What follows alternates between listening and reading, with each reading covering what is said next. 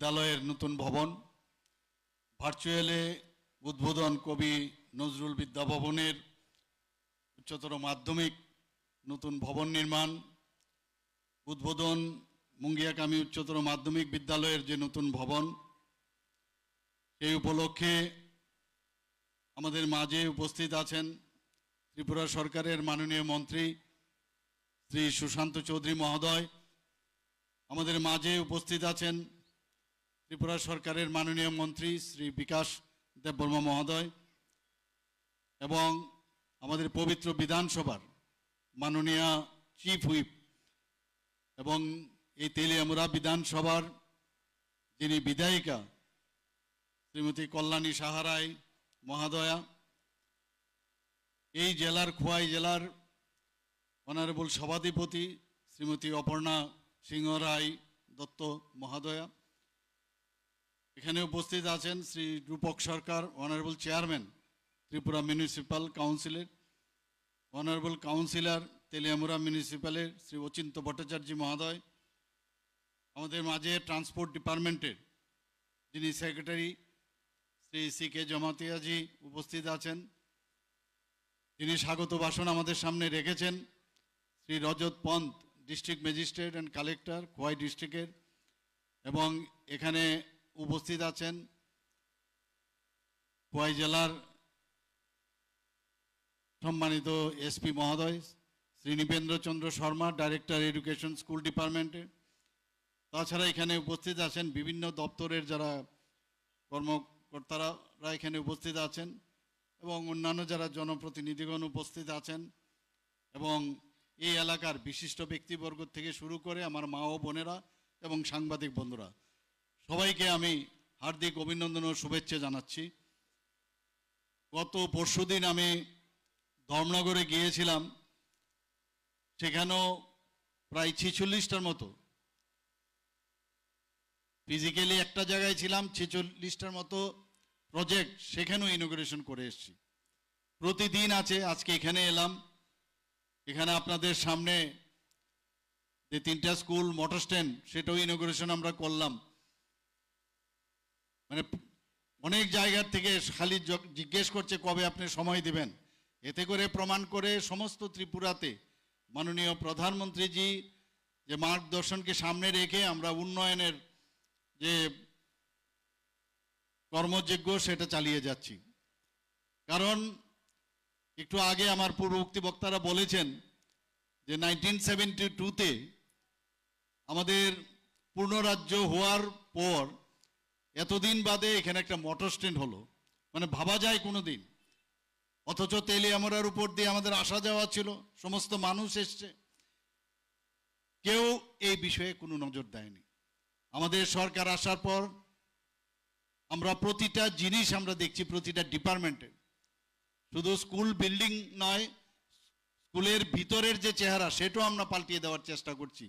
গুণগত মানের শিক্ষা ব্যবস্থা যাতে পায় আমাদের ছেলেমেয়েরা, তার দিকেও আমরা নজর রাখছি। আমরা জানি যে 10,323-এর ঘটনা আমরা জানি, শিক্ষকের একটু সমস্যা হচ্ছে, কিন্তু আমরা যত সম্ভব আমরা চেষ্টা করছি যাতে গ্যাপটা আরও তাড়াতাড়ি ফিল আপ হয়। এবং ভালো ভালো টিচাররা এখন আসছে, আমাদের টিচার্স রিক্রুটমেন্টের বোর্ডের মাধ্যমে প্রচুর টিচার্স আমাদের রিক্রুটমেন্ট হচ্ছে। অনেকে বলে চাকরি নেই, চাকরি নেই। আমাদের এই সরকার আসার পর আজকে 7 বছর পর আমরা বলতে পারি এখানে সরকারি চাকরি এখন পর্যন্ত প্রায় 16 থেকে 17,000 আমরা সরকারি চাকরি দিয়েছি। তাছাড়াও অন্যান্য যেসব চাকরি, এই বিষয়ে আমরা বারবার আমরা বিধানসভায় বলি, বিভিন্ন সভায়ও বলি।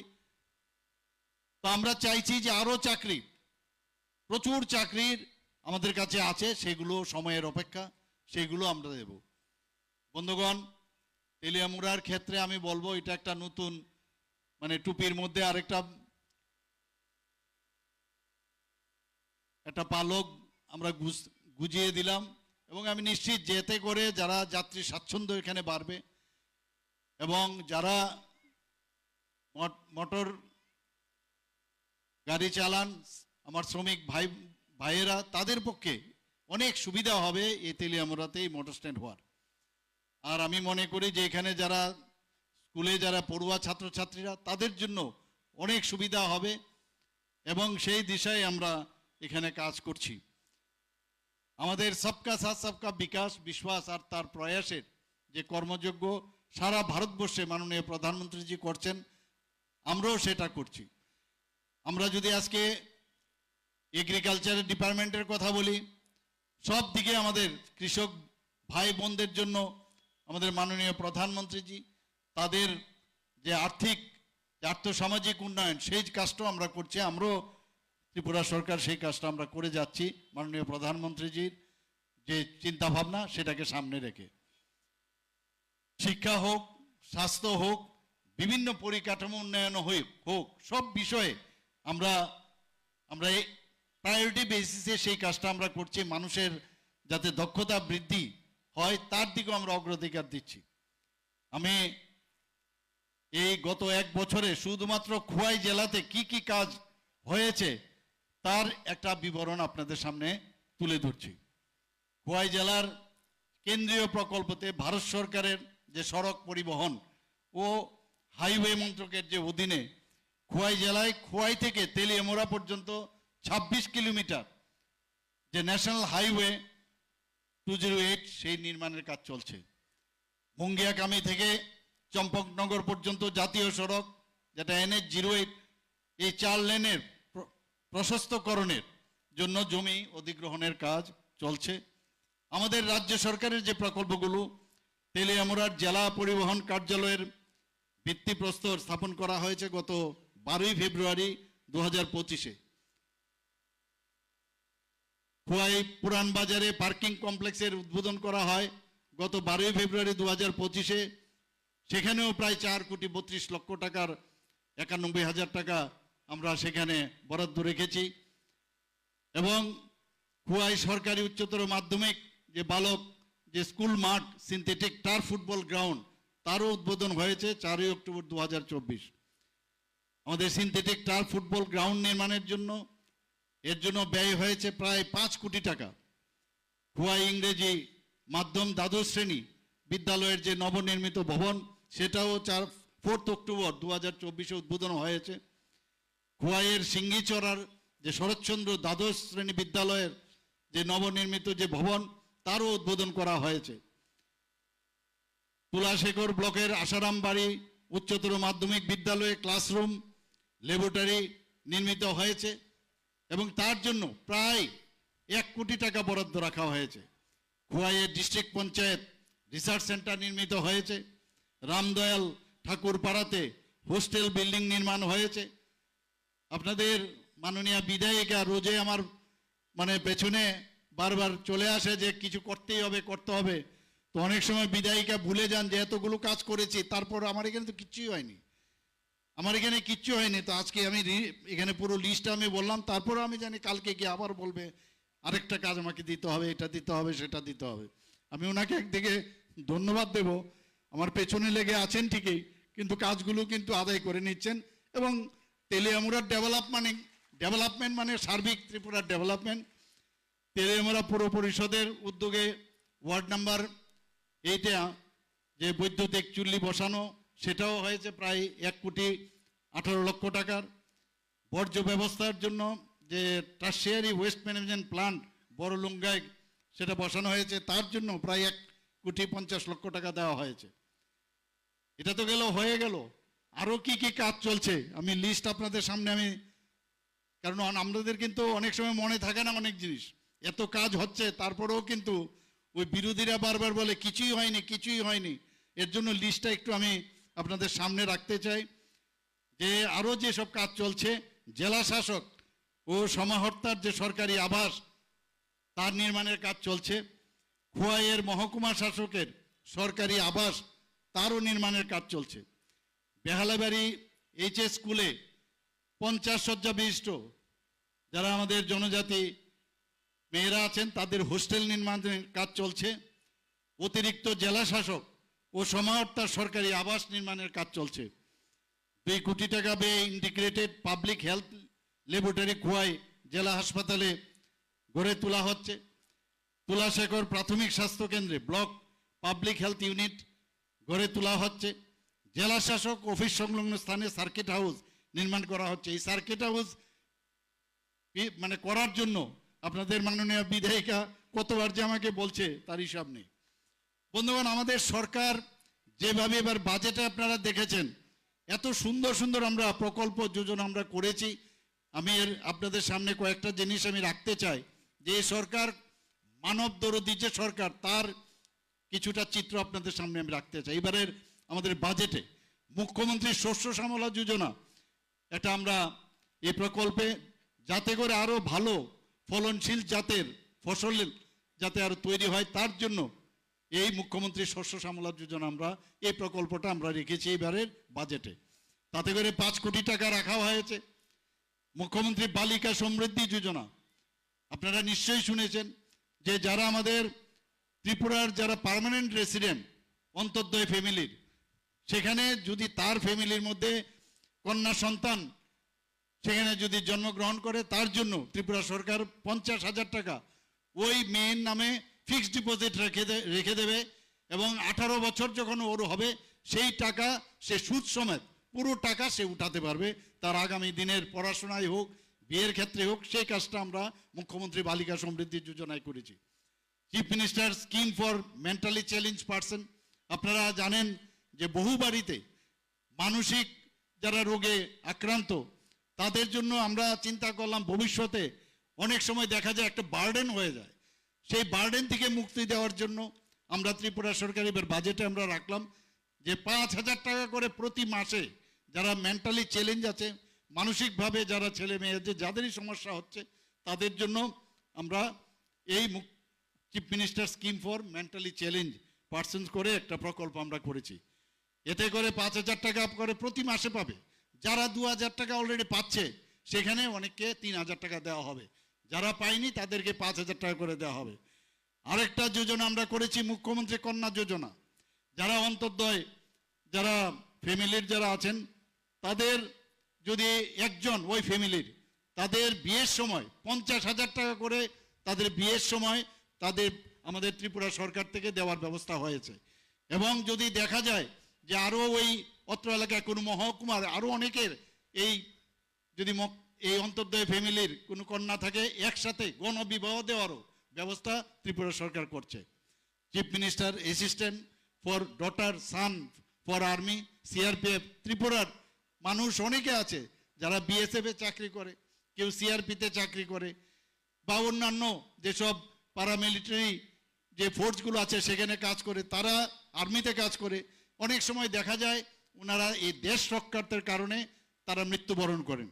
তাদের ছেলে মেয়ে যদি 18 বছরের কোনো ছেলে মেয়ে থাকে, তাদেরকে আমরা পেনশন দেওয়ার এইবারের বাজেটে আমরা রেখেছি। আমার এই কথাগুলো বলার উদ্দেশ্য হচ্ছে আমাদের সরকার প্রতিনিয়ত প্রতি জিনিসের দিকে আমরা লক্ষ্য করি। এই সরকার মানুষের সরকার, সেটা কিন্তু বারবার প্রমাণিত হয়েছে। এবারের আমরা বারবার আমরা দেখেছি যে কথায় কথায় মানুষ বাইরে চলে যায় চোখের জন্য।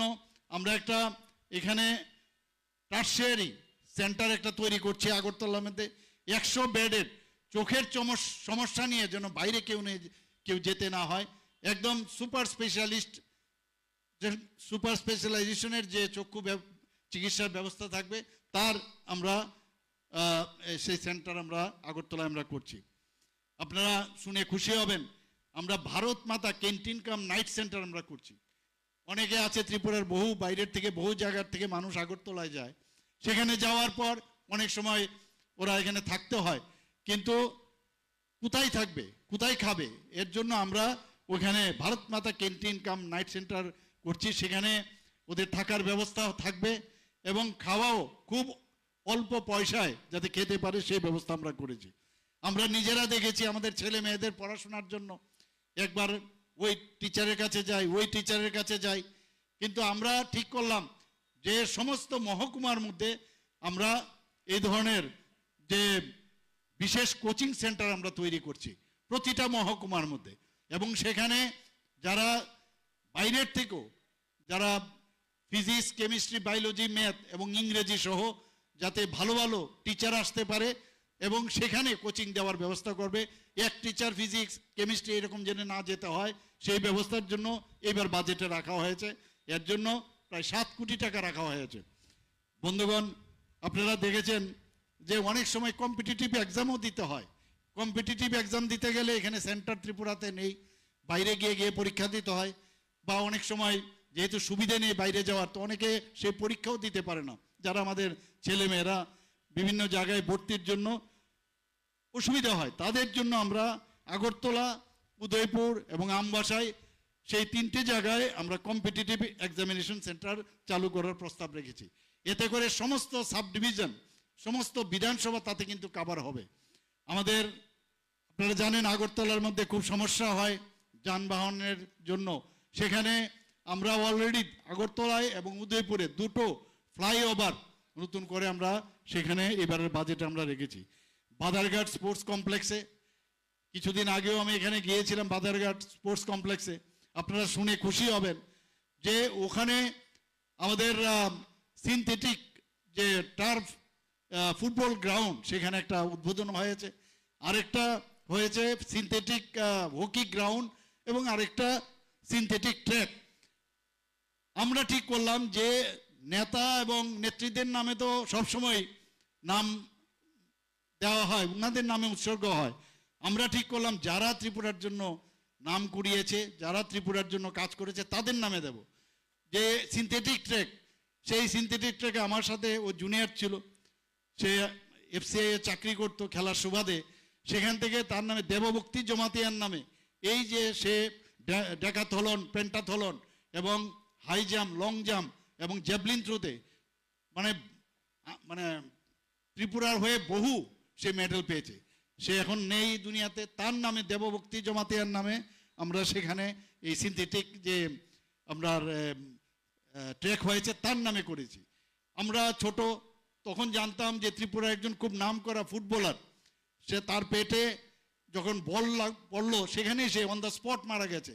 সেই ভট্টাচার্য বাবুর নামে আমরা সেই ফুটবল গ্রাউন্ডের নাম দিয়েছি। একজন রিটায়ার্ড করে সে এখন এই পৃথিবীতে নেই, ইহলোকে মানে পরত্ব উনি আর নেই, তো উনার নামে আমরা নন্দীবাবুর নামে সেই যে আমাদের হকির যে গ্রাউন্ড তার নামে করেছি। এই হচ্ছে আমাদের যে ত্রিপুরা সরকারের চিন্তা ভাবনা, যে আমরা এই সব ব্যক্তিদের নামে আমরা ওই জায়গাগুলো আমরা উৎসর্গ করেছি। কিছুদিন আগে আমবাসার মধ্যে একটা স্পোর্টস ডিপার্টমেন্ট থেকে একটা আবাসন ছিল, আমরা একজন জিমনাস্ট ত্রিপুরার জন্য বহু নাম করেছে মন্টু সাহা, তার নাম মধুসূদন সাহা, তার নামে আমরা উৎসর্গ করেছি এখানে। বন্ধুগণ, আমরা এখানে বুলাগেরি যে মাঠ আছে সেই বুলাগেরি মাঠে আমরা আন্তর্জাতিক মানের সুইমিং পুল করব, প্রাকৃতিক ফুটবল মাঠ করব, মাল্টিপারপাস স্পোর্টস হলে সুবিধা যাতে হয় সেইভাবে আমরা এখানে চিন্তা করছি।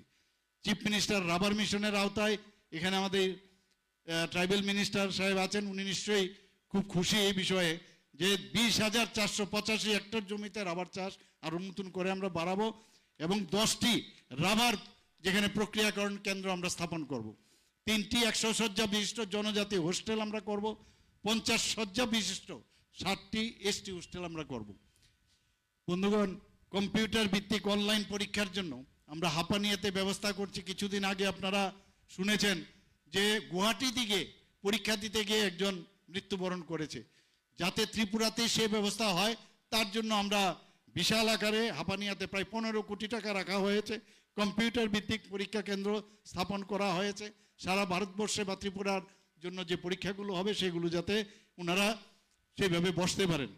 আমাদের মাননীয় প্রধানমন্ত্রীজি বারবার বলছেন যে যে থানাগুলো সেগুলো পুরনো হয়েছে সেই থানাগুলোকে ডেমোলিশ করে সেটিকে ভার্টিক্যালি যদি উপরে তোলা যায় তাহলে থানাগুলোর মধ্যে যারা কাজ করে তারাও সেখানে তাদের কর্মক্ষেত্রেও থাকবে, আবার তারা থাকারও ব্যবস্থা হবে।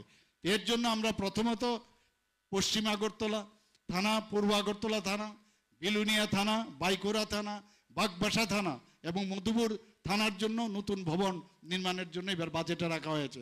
আস্তে আস্তে করে সমস্ত যে বিধানসভায় আছে সব থানাগুলোকেই আমরা যেখানে পুরনো হয়ে গেছে সেইগুলোকে আমরা ডেমোলিশ করে নতুনভাবে আমরা তৈরি করব। আমার বিধানসভার মধ্যে প্রায় বিধানসভার যারা মাননীয় এমএলএ মহোদয়রা আছেন তারা বারবার জিজ্ঞেস করেন আমার ওখানে ফায়ার স্টেশন নেই, ফায়ার স্টেশন নেই, এবং অনেক জায়গায় ফায়ার স্টেশন খারাপ। প্রচুর জায়গার মধ্যে আমরা ফায়ার স্টেশন নতুনভাবে নির্মাণ করার জন্য করেছি। এর মধ্যে তেলিয়ামুড়ায়ও ফায়ার স্টেশনের জন্য নতুন ভবন নির্মাণ করা হবে। বন্ধুগণ, ত্রিপুরার বিভিন্ন স্থানে আমাদের এবার বাজেটে প্রায় 250টি সোলার হাইমাস্ট স্থাপন করা হবে, এবং সেটা আশা করি আমাদের এই তেলিয়ামুড়াতেও সেটা হবে। যদি কেন্দ্রীয় প্রকল্পের কথা কই, জল জীবন মিশনের আমাদের এই সরকার 2018-র আগে 2017-তে মাত্র 3% জলজীবন মিশনে নলসেচ জলের ব্যবস্থা ছিল। আজকে আমাদের এখানে 85.12% হয়েছে, আর জাতীয় গড় কত 79.98%। প্রধানমন্ত্রী জন আরোগ্য যোজনায় এখন পর্যন্ত প্রায় 222 কোটি টাকা যে সেটেলমেন্ট এখন পর্যন্ত হয়েছে বিনা পয়সায়, সেই ব্যবস্থা আমরা প্রধানমন্ত্রী জন আরোগ্য যোজনায় মাননীয় প্রধানমন্ত্রীজি সেটা করেছেন। সে একই দিশায় চিফ মিনিস্টার জন আরোগ্য যোজনায়ও আমাদের এখানে শুরু হয়ে গেছে। প্রায় 2,28,000 পরিবারের আমরা সেই কার্ড আমরা বিতরণ করেছি। প্রধানমন্ত্রী কিষাণ সম্মান নিধির কথা যদি বলি, এখানে প্রায় 2,40,000-এর মতো প্রধানমন্ত্রী কিষাণ সম্মান নিধিতে আমরা সেই কার্ড আমরা দিয়েছি, এবং তাতে করে বিগত এই যে 7 বছর হলো আমাদের প্রায় 842 কোটি টাকা যারা বেনিফিশিয়ারি তাদেরকে দেওয়া হয়েছে। PM সূর্যঘর প্রধানমন্ত্রীজির এটা খুব ইম্পর্টেন্ট একটা সাবজেক্ট, যে PM সূর্যঘর মুফত বিজলি যোজনা 12,700 জনের মতো গ্রাহক এর মধ্যে রেজিস্ট্রেশন করেছে। প্রধানমন্ত্রী আবাস যোজনায় প্রায় 3,68,000 পাকা ঘর রাজ্যে নির্মিত হয়েছে। আমাদের এখানে স্বচ্ছ ভারত মিশনে আমাদের এর জন্য ত্রিপুরা কিন্তু এখন বলা যায় যে এখানে উন্মুক্ত স্থানে শৌচমুক্ত এলাকা হিসেবে স্বীকৃতি হয়েছে। আমাদের দীনদয়াল উপাধ্যায় গ্রামীণ কৌশল্য যোজনায় এখন পর্যন্ত প্রায় 5,223 জনকে তাদেরকে স্কিল ডেভেলপমেন্টের ব্যবস্থা করা হয়েছে, এবং 3,011 জনকে বিভিন্ন কোম্পানিতে তাদেরকে কর্মসংস্থানের সুযোগ করা হয়েছে। আমাদের 2017 সাল থেকে যে প্রধানমন্ত্রী মাতৃবন্দনা যোজনা শুরু করেছিল, 1,42,759 জন মহিলা সুবিধা পেয়েছেন। আপনারা শুনে খুশি হবেন যে কিছুদিন আগে আমরা যারা Tripura board of secondary education বা CBSE বোর্ড থেকে যারা পাশ করেছে তাদের 140 জনের মতো আমরা 14 মার্চ 2025-এ মুখ্যমন্ত্রী কন্যা আত্মনির্ভর যোজনায় এই ছাত্রীদেরকে আমরা উৎসাহিত করার জন্য স্কুটি আমরা প্রদান করেছি। বন্ধুগণ, আপনাদের এখানে আমাদের ত্রিপুরা যে এখন ঠিকভাবে চলছে তার প্রকৃত যে ডাটা, এবং সেই ডাটার উপর ভিত্তি করে আমরা বলতে পারি যে ত্রিপুরা ঠিক পথে চলছে। ত্রিপুরাতে এখন আসামের পরেই ত্রিপুরাই হচ্ছে দ্বিতীয় সর্বোচ্চ GSDP স্টেট। এখানে GSDP রেট অনেক বেড়েছে, আমাদের এখন 91,224 কোটি টাকা হয়েছে। তো সেই দিক দিয়ে বলতে গেলে ত্রিপুরা অনেক নর্থ ইস্টের মধ্যে অনেক অনেক বেটার পজিশনে আছে। আমাদের এখানে GST সংগ্রহ ক্ষেত্রে 9.1% বৃদ্ধি হয়েছে। আমাদের ত্রিপুরাতে এখন যে পার ক্যাপিটা ইনকাম সেটা 2017-18 সালে ছিল 1,444,000, আর এখন আমাদের এখানে 2023-24 সালে 1,77,000। সিকিমের পরে ত্রিপুরা এখন দ্বিতীয় সর্বাধিক রাজ্য। আমাদের ত্রিপুরা এখন এতগুলো যে পারফর্মার যে ইন্ডেক্স আছে তার মধ্যে ত্রিপুরা টপ পারফর্মার রাজ্য হিসাবে স্বীকৃতি পেয়েছিল নর্থ ইস্টে, এখন সেই জায়গায় ফ্রন্ট রানার স্টেট হিসাবে এগিয়ে যাচ্ছে। বন্ধুগণ, আমরা চেষ্টা করছি মানুষের জন্য কিছু করার। আমি কয়েকটা জিনিস আপনাদের সামনে আমি রাখলাম, যদি বলি এখানে শেষ করা যাবে না। এবং তেলিয়ামুড়ার আমি বলবো যে আমরা প্রায়শই এই দিক দিয়ে যাই আসি। আজকের যে উদ্বোধনগুলো এখানে হয়ে গেল, নিশ্চয়ই এখানকার সমস্ত মানুষের কল্যাণে সেটা আসবে, এবং আগামী দিন এক ত্রিপুরা শ্রেষ্ঠ ত্রিপুরার যে আমরা চিন্তা ভাবনা করছি, মাননীয় প্রধানমন্ত্রীজি যেটা বলছেন এক ভারত শ্রেষ্ঠ ভারত, সেটা আগামী দিন আমরা নিশ্চয়ই করব। কিন্তু আপনাদের সহযোগিতা যত থাকবে, আমাদের উপর যত আস্থা রাখবেন, ততই আমরাও অনুপ্রাণিত হয়ে আরও ভালো ভালো কাজ করার চেষ্টা করব। সবাইকে অসংখ্য ধন্যবাদ জানিয়ে আমার কথা বলা শেষ করছি। জয় হিন্দ, বন্দে মাতরম, ভারত মাতা কি জয়। धन्यवाद सर आपके शब्दों से आज के इस कार्यक्रम को अलंकृत करने के लिए एवं हमें आशा है कि आपके मार्गदर्शन से त्रिपुरा और भी उन्नति की ओर बढ़ेगा। Ladies and gentlemen, now as we approach to the conclusion of today's grand event, I would like to invite on the podium Shri Rupak Sarkar sir, Honorable Chairperson Teliamura Municipal